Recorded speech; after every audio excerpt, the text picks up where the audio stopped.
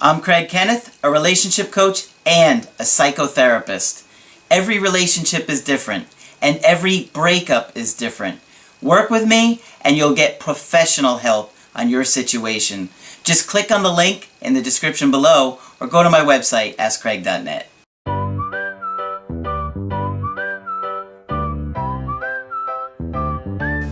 Hi there, I'm Coach Craig Kenneth.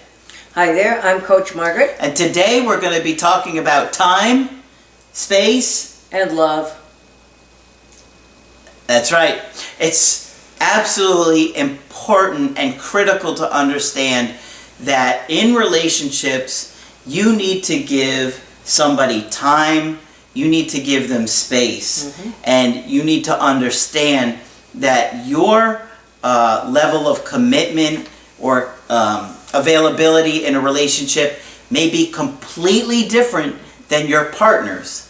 And a lot of that is going to depend upon your attachment style. There you go. And your partner's attachment style. Yes, absolutely. So what tends to happen a lot of the time is if you have an anxious attachment style, you're probably a lot more attracted to an avoidant.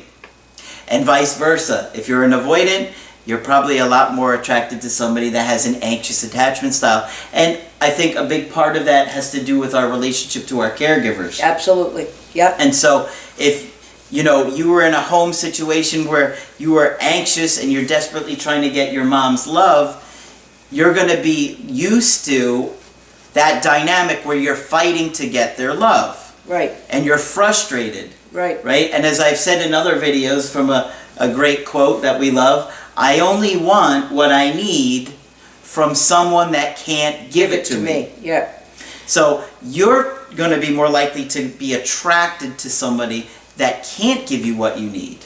And they the same. So if you're anxious, the avoidant is equally frustrated with you for the other reason. Like they're like, oh my gosh, I need some time here. This is too much. It's overwhelming for them.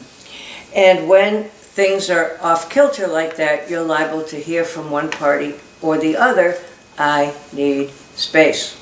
Okay? Now, that is a terrifying phrase. Absolutely. Oh my God, they want to break up with me. Especially if you have an anxious attachment style. Right, and you're a fear of being abandoned. Oh my God, oh my God. It's even worse than we need to talk. Yeah. Right? Or worse yet, we need to talk and I need space. Okay? It's horrible. Yeah. The feeling is horrible. You feel like death immediately. Yes, immediately. But I just want to remind everyone, as I do almost weekly, that we have a huge human need for love and affection and connection. But we have an equally huge need for autonomy and independence.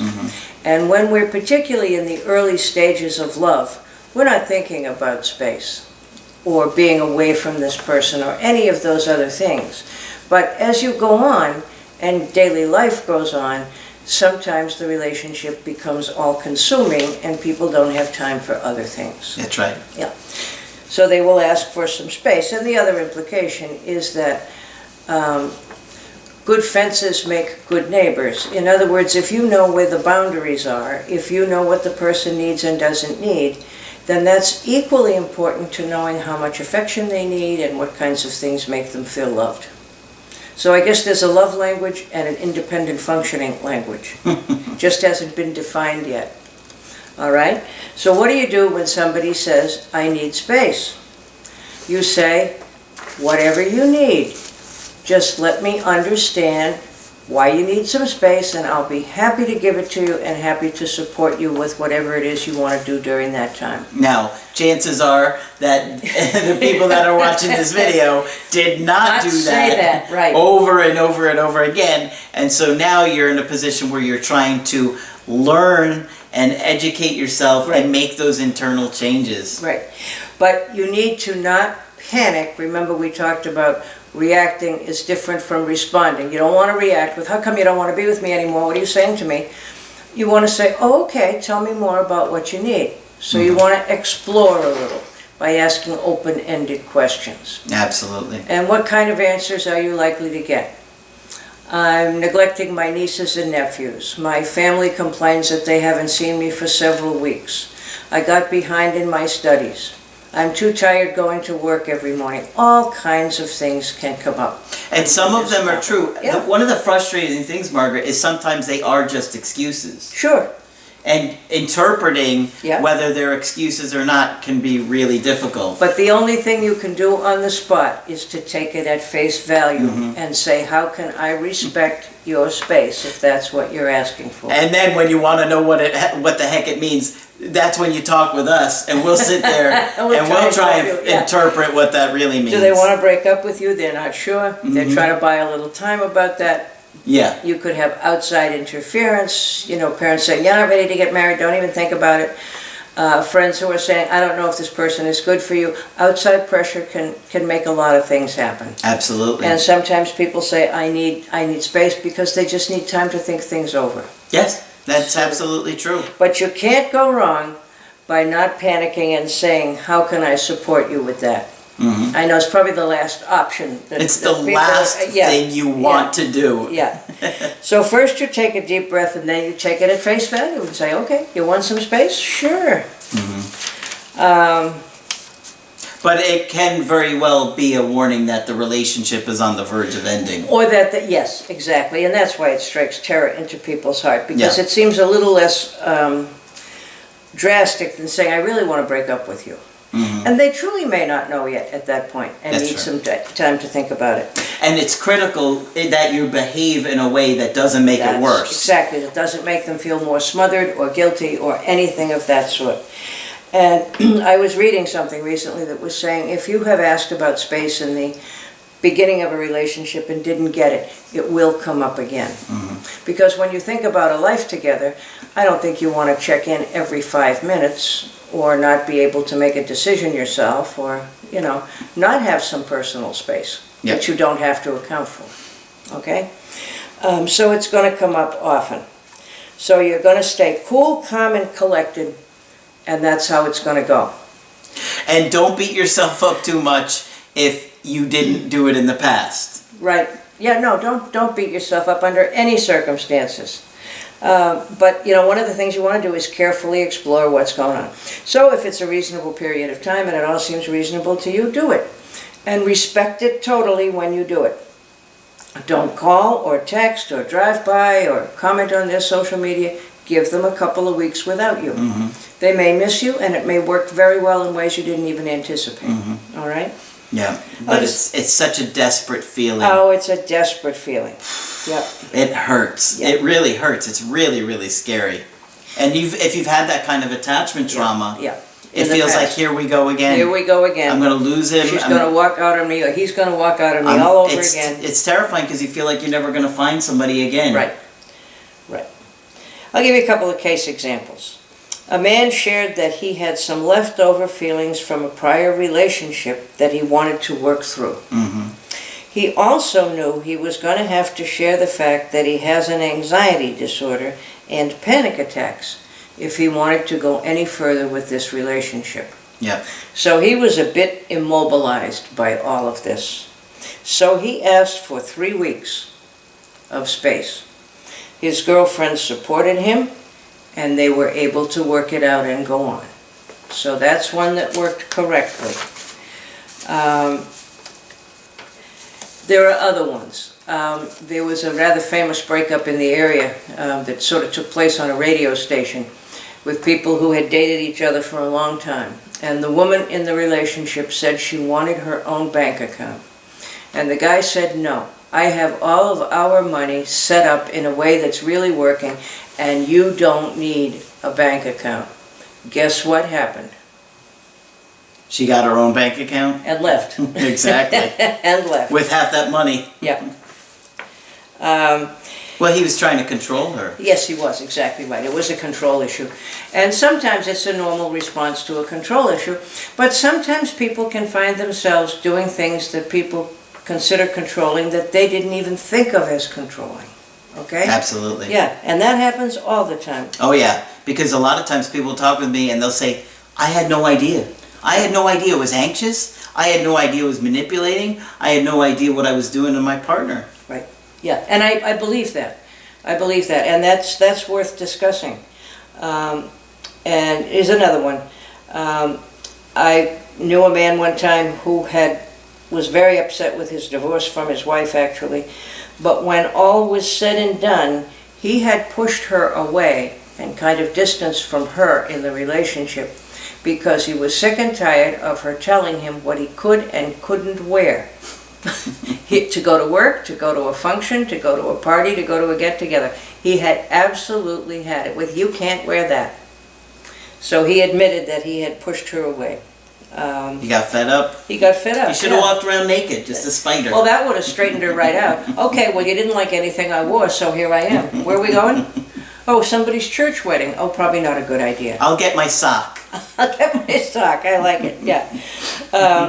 But the other thing is, if you're able to negotiate a threatening request like that, and it works, then your relationship is in good shape. Mm-hmm. And some growth may even come out of it. Absolutely. Because nobody wants to be cramped. Think about it. We come into the world cramped because we were sick of being cramped and decided to get out of there. So cramped is an issue for all of us. Absolutely. And a sense of being smothered, literally, not being able to breathe. So it might not be the end of the world. No. If somebody asks you for space.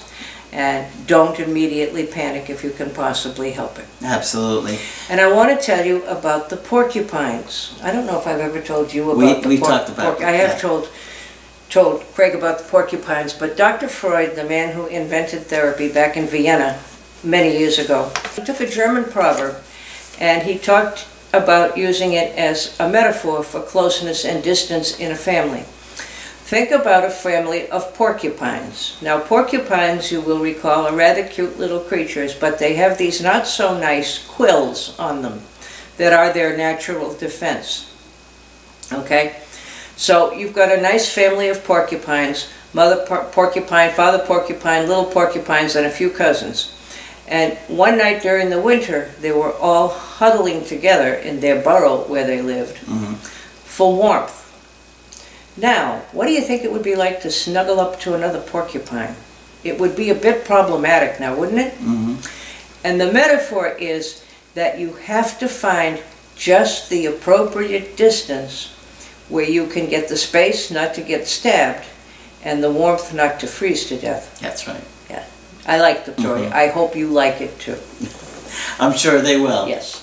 But, you know, it's so important and scary to understand this stuff. It's important to understand it, and it's scary at the same time because you're just like overwhelmed with fear. Absolutely. Yeah. And absolutely. You know, trying to assess what's going on with your partner can be really confusing because when you're so overwhelmed by your own emotions, it's hard to think about what they need. Because remember what I say about with anxious people, they tend to become very selfish and self-absorbed. Yeah, we become self-centered when we're anxious. That's a good point, Craig. And the only thing we care about is soothing our own anxiety. Yes, so I'm reminding you, don't panic and offer to help and support so that you know what to do on the spot. Absolutely. Yeah. And then, you know, Margaret and I, of course, can help assess what's going on in your situation and look at it as objectively as we can because we're going to see those blind spots that you have. Yeah. And we're going to see things that you might not have thought of that are causing your partner to feel the way they are and even explore with you why you feel the way the way you feel you do. That's right. And how can you tell your partner you need space in a way that doesn't scare them half to death? Mm-hmm. Yeah. But, you know, it's a tricky thing to assess when you're scared. Yes, it is. And that's what I would say is that it's very difficult for you to really get a clear picture when you're going through it. Yeah. But you're sort of waiting for the other shoe to drop. Yeah. I need some space for the next 35 years. It's not a good sign. Oh, it's not. And don't snuggle up to a porcupine. Try not to anyway. Yeah, try not to anyway. All right, so that was a lot to think about, huh? Yes, it is a lot to think about. And it's very important. You think about establishing a life with somebody that's going to involve house, kids, you know, all those things. And there has to be some personal space in there somewhere. Mm-hmm. Yeah. Absolutely. Yeah. All right, so if you want to get our help personally, just go to the website, askcraig.net. sign up for the coaching option that works best for you. I do email coaching, Skype coaching, and if you have to get with me right away, I do offer emergency Skype coaching. Margaret is also available for Skype coaching. Yes. Please feel free to contact me. I'd love to talk with you. So that's it for this video. I'm Coach Craig Kenneth. I'm Coach Margaret. And we will talk with you soon. Hi, I'm Coach Margaret, a relationship coach and a psychotherapist with 35 years experience. Every relationship is different and every breakup is different. If you would like professional help with your situation, please contact us at askcraig.net.